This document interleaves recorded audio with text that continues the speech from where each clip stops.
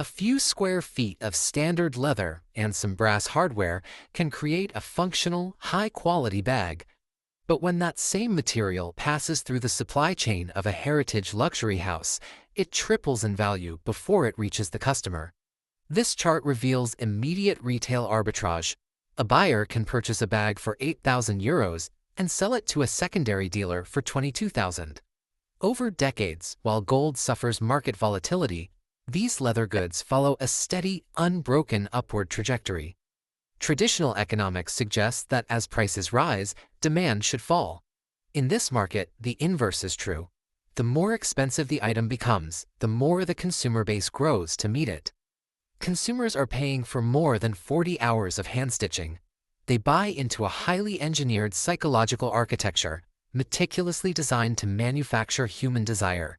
At Hermes, an artisan spends over 40 hours hand-stitching a single bag. Every gold plate and piece of textured leather is treated with a clinical level of reverence to ensure the object lasts forever.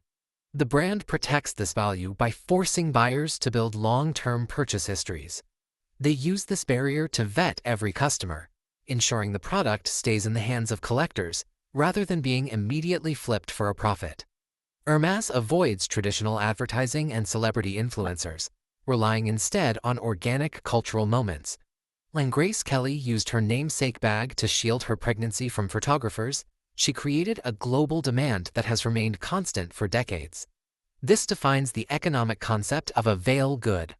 By intentionally restricting access, Hermes uses a high price tag to signal status, making the item more desirable simply because it is difficult to obtain. The brand has turned acquisition into a vetting process. They are selling the exclusive privilege of entry into an artificially impenetrable fortress of trust. Louis Vuitton's global influence began with a practical solution for the 19th century elite. They invented flat, stackable square shapes that allowed wealthy travelers to transport their belongings across the world with ease.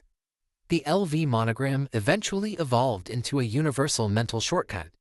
Displaying the pattern communicated that the owner possessed the money, culture, and experience required to navigate the highest circles of society. To maintain this weight, the brand uses an anchoring strategy, tying its commercial products to living legends in the art world. Collaborations with artists like Yayoi Kusama allow them to expand into new cultural corners while creating scarcity for collectors. Chanel operates through discovery scarcity. While Coco Chanel established the brand's core feminine archetype, the modern house hides specific inventory across different geographic locations, forcing the consumer to hunt for the most coveted items. They justify aggressive annual price increases by absorbing the world's most skilled independent artisans. By owning the master featherists and beaters, they maintain a standard of craftsmanship that competitors cannot replicate. These brands engineer specific rites of passage for their customers.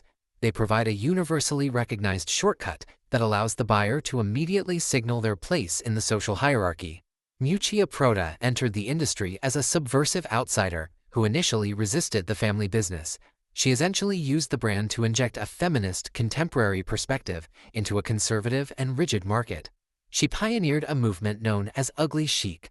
By intentionally using boxy, masculine shapes and jarring colors like bile green, Prada disrupted the traditional definitions of luxury and elegance. In the 1990s, the brand captured a massive cultural shift by introducing industrial nylon to women entering the corporate workforce. The stark utilitarian design provided a discerning look for a new generation of professionals who had never purchased luxury before. Prada's strategy centers on intellectual superiority. They provide customers with the means to signal their status by visibly rejecting the industry's traditional rules of beauty. Gucci operates on a different logic than its peers, prioritizing cyclical volatility over long-term stability. Their business model relies on rapid trend chasing to maintain constant cultural relevance. During the 1990s, they weaponized logomania to cater to newly wealthy consumers. By saturating their designs with highly recognizable motifs, they allowed buyers to immediately signal their new economic bracket. The modern era of the brand shifted towards extreme maximalism under creative directors like Alessandro Michele. They traded heritage restraint for viral, theatrical designs that demand attention in a digital world. This model hacks the human fear of being irrelevant. Gucci trades legacy stability for the unique ability to dominate the current cultural conversation through explosive, short-term hype. These four models represent vastly different strategies: the locked fortress of Hermes, the status shortcut of Louis Vuitton, the intellectual rebellion of Prada, and the hype cycle of Gucci. Despite their differences, they all use the same mechanism. They take raw materials worth a few dollars and transform them into a complex psychological signal. Modern economics at this level has moved beyond the utility of the physical product. A bag's value is no longer determined by how it carries items, but by the meaning the brand has assigned to it. A luxury house reaches its peak when the consumer begins to see the product as a mirror.